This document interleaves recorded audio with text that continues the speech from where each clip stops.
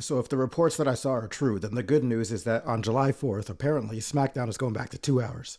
I was dying there, excuse me. But I gotta say, I'm happy for this choice because, as we've seen, they did not optimize the 3 hours at all. When you trim away all the fat, there's not much show there to begin with, and it's not like more people got a chance with a 3 hour format anyway, so you may as well just go back. Like, how you sitting there 3 hours and the show finishes and it feels like you didn't watch anything. It was just like 80% ads. And then we want to start every show the same way with the walk ins because we gotta see who's entering the arena. Then you get all the recaps, blah, blah, blah, blah. Like, just start the show, Hunter and Lee fitting. So LA Knight comes out, opens the show, and already we recapping. He calls out Seth Rollins, but instead Paul Heyman comes out. Paul Heyman threatens him, then the goons come out, blah blah, bark bark, woof woof. So of course it's a 2-on-1. LA Knight's getting assaulted, but then he finds his way to a chair and fends him off. So I guess LA Knight low-key kind of victorious in this exchange for now. But I have mixed feelings about this whole thing.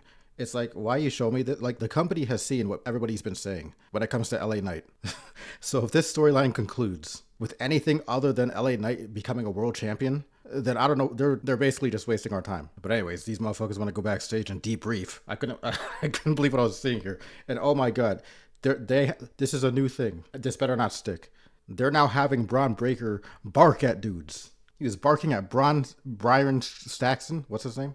Do not make this a thing, please. But next we had Alexa Bliss versus my Empress in the Queen of the Ring semifinals. This match was pretty good. It wasn't too long, wasn't too short, and it was going pretty even for most of it. Alexa Bliss went for a twisted bliss near the end of the match, but then Asuka got her knees up, and she was able to set up for the Empress Impact, as we're calling it now, for the 1-2-3. So Asuka gets her hand raised, then gets out the ring and immediately goes over to commentary, all up in Joe Tessitore's face. And you can hear her, she's telling him to say that nobody's ready for Asuka. And it was at this moment I knew that I would be better on commentary than Joe Tessitore, because if that was me in that position, I would have already been saying that like 20 times during the whole match. But anyways, the GOAT advances, and she's going to be fighting the winner of Roxanne Perez and Jade Cargill. Dude, I cannot believe Joe Tessitore looks scared here. Like what are you scared of? Greatness? Like what?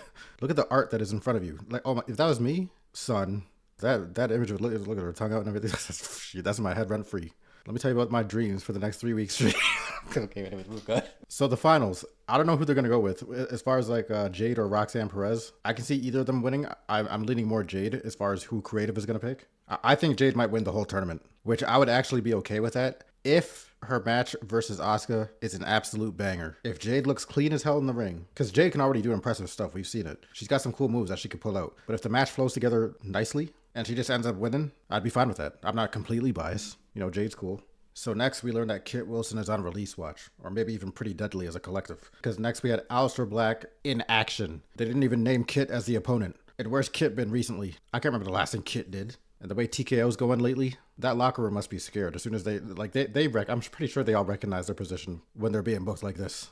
Motherfuckers in catering, scrolling through Indeed just in case. So we're backstage, and Chelsea Green with the Secret Hervers are making fun of Alexa Bliss for losing. Alexa claps back, and then Charlotte Flair enters the frame, challenges Chelsea Green, but then Chelsea just run away, basically, leaving Alexa and Charlotte alone for a moment so that they can tease more tension or whatever's going on here. I've seen theories out there talking about how Charlotte is gonna become Alexa's giant lily doll, which, let's talk about Charlotte Flair for a second, shall we? If I'm to order the 4 horsewomen, from who I like most to who I like least, from a character, personality, entertainment standpoint, all that kind of just mixed in general, then it goes Bayley's my favorite, then Mercedes Moné, and then Charlotte and Becky have been historically just fighting for last place, except for the one time Becky was legit badass off of the broken nose that was Nia Jax accidentally giving her the alley-oop to prove her gangster. But that's expired now. But Charlotte's been due for an interesting character. A strong character like this could do her good, but I just don't know if she could pull it off. But anyways, Kit Wilson's in the ring, and he's about to wrestle Aleister Black. But little did he know that he was worried about the wrong Black because Ron Killings is back, and he's attacking Kit Wilson, which confused me for a second until I realized the situation. And the situation is he's trying to get at John Cena. Heel John Cena at that. So he decided to use Kit Wilson as a bargaining chip in a hostage situation. Word. So out comes security, and we see Jamie Noble trying to restrain and talk Ron out of his next killings. So when he did this shit, I'm not gonna lie, I thought he was next on the menu. So anyways, Cody Rhodes is next. He's out here to talk to Jey Uso, confront him face to face because they're in the next round of the King of the Ring tournament. So of course we gotta watch 2 of the most overplayed entrances back to back. Yo, could you imagine watching live footage of the same concert weekly and then you go and attend it to see it in person? Normally, this wouldn't stand out to me as a problem, but the only reason why I thought of this is because I'm thinking about all the actual greatest entrances of all time, and nobody else really has the problem where their entrance is like 90% of their greatness. Like, what do you mean one more time? Like, I'm not, like I already said at the beginning of this, when you trim away the fat, there's almost no show left because everything else that we've seen is stuff that we see every week. You know what this reminds me of? This just unlocked some childhood trauma. I'm going to share this with you. I hate raisins. Raisins are like the uninvited guest to like a dessert that would have otherwise been good without them. So let's say you got like a nice carrot cake, and on the top of it, it's got like a layer of icing. Like you're done right there. But then somebody has the genius idea to add raisins in there. Or what's worse is you're 7 years old and you ask for chocolate chip, but then 2 out of 3 times your mom doesn't look properly and she picks up the raisins. Talking about, oh, I wasn't really paying attention. What do you mean? And then you got to listen to the 4 worst words you could ever hear in history when you're 7 years old. Just pick it out. Excuse me? I'm going to pick raisins out of a carrot cake? Do you know how much carrot cake is left after you picked all the raisins that are hidden in the interior of this son? Or mom, in this case. You're eating crumbs after that. You ever see the monkeys that pick through their companion's fur for like fleas or something? They just eat the invisible substance that you can't even see to the naked eye? Yep, that's me. This is on the same level as these pineapples on pizza, motherfucker. No, let me tell you something. Oh, it's Hawaiian. I don't care that it's got a name. It's just, you don't do that. There's no picking that off either. The damage is done. The juices have done already seeped into the cheese. It's set in stone. That's it.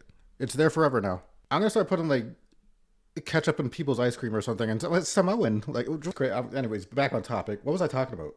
So Jay's talking to Cody, and he's cutting one of them Marco Polo Yeet promos. But ultimately, what he's saying is basically they've been through a lot together, but in the King of the Ring tournament, there's only room for one of them at the top. So Cody basically understands what he's saying. They go in for the dap, and right about when it looks like Cody's about to have a comeback, Sami Zayn's music starts playing. He gets in the ring, and it's basically the same deal. He starts making a case for himself. He says of the 3 of them, Cody's finished his story. Jay's also won the World Heavyweight Championship, but he himself has not, and basically he's saying it's his turn. Copy and paste format for Randy Orton. Although there was some good wordplay from Randy Orton when he was addressing Jey Uso in specific. Basically, he said if they go up against each other, it's not going to be 4 letters, 1 word. It's going to be 3 letters, 1 move. Fast forward, I want Randy Orton to win. Whether he needs it or not, I don't even care about that argument. Anyways, Orton beat Sami Zayn, and this match was actually pretty good second half. All the way up to the counter finishing sequence that led to the haluva kick being countered by an RKO out of nowhere. So this makes me believe that Cody's going to beat Jay, because I guess they're going for the the legacy faction history between Randy Orton and Cody Rhodes. Nia Jax comes out. She starts talking about Tiffany. The Tiffany's music starts playing, and Nia, for a moment, gets possessed by, like, The Undertaker or something. So Tiffany's talking about how Nia's like that annoying ex that you can't get rid of. And she says a bunch of other stuff, but the whole time her delivery cadence is like some kind of children's cartoon. Cutting that Dora the Explorer promo.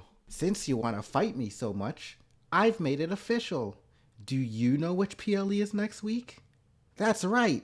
And we're not going to have a regular match. It's going to be a last woman standing match. Nia's like, fuck it, we do it now. They scrap, Nia wins and holds up the belt. Naomi's music plays, cash-in tease number 2, cock block number 2. We've been here before, moving on. Charlotte beats Chelsea Green but has to pay Hervis tax. Alexa to the rescue, hits his sister Abigail. And now we're gonna tease this potential dynamic for probably another 7 weeks, so moving on. Solo wants to go meet Jacob Fatu in the middle of the ring to smooth things over after what happened last week. Jacob Fatu comes down in a 42 jersey. Is 42 supposed to sound like Fatu or something? Or is that just coincidence? So they didn't smooth things over. Solo tried to manipulate, but it didn't work. Jacob told him to fight him for the title if that's what the problem is. And then kind of threatened him a little bit, talking about, if you ever come at me like that ever again, then you know what it's gonna be, because I'm all gas, no brakes, yeah, I mean. But while he's saying that, Solo just decides to go to try and sucker thumb him. But Jacob blocks it, then counters with a headbutt, and from there he just starts a beatdown on Solo. Until Jeff Cobb Mateo shows up as backup, in which alone he can't do it either. It has to take the 2 of them. But then Jimmy Uso comes in for the save, gets a couple super kicks in before he has to eat shit, and then basically Jacob Fatu cleans up the rest. Bronson Reed versus LA Knight. This ended in a no contest because Braun decided to interfere and hit LA Knight with a spear. I guess technically he was acting in late retaliation to how the match started, because when LA Knight made his entrance before the match, he came through the crowd instead of the ramp, and then he just blindsided Breaker, basically. Breaker hits another spear, Bronson with the tsunami, tsunami again, followed by a victory pose. Solo versus Jacob is official for Night of Champions. So finally we're at the main event, and it's Ron Killings versus John Cena in a rematch from their Saturday night's main event bout. Ron comes out first, then Cena comes out, points at Mark Nash on scene 17, blah, blah, blah, blah. Bell rings, and immediately before they start, my thought is, maybe now, finally, we will get to see Ron wrestle properly, and not as a John Cena spoof. But fuck me, I guess, because like 30 seconds into the match, it essentially becomes CM Punk's main event after John Cena intentionally gets himself disqualified. CM Punk comes out, not even so much to the rescue, but just to attack John Cena, but then he gets low blowed and belted to the head also, and put through a table. But then we discover with like 10 minutes left of the show that the main event was never supposed to be a match. It was actually a promo for John Cena versus CM Punk. So after Cena puts CM Punk through the table, he grabs a mic, gets up on the turnbuckle, and then damn near enough word for word, bar for bar, starts cutting the CM Punk pipe bomb promo. But I guess slightly his version filling in the blanks. Either way, this was a fun segment. I enjoyed it, but I had to readjust because I was ready to see Ron Killings, and then I didn't get it. I don't know why they thought they had to screw over Ron on television to get this, but whatever, I guess. John Cena versus CM Punk in Saudi Arabia, Night of Champions. This should be pretty hype, and overall this SmackDown was pretty hype. Probably the best SmackDown rating for me personally in a while. I'd probably give it about a 7 out of 10. Might low-key be slightly worse because I did have the benefit of being able to time travel 10 seconds at a time because it started late, but we're not going to talk about that. Take your 7, I'm out.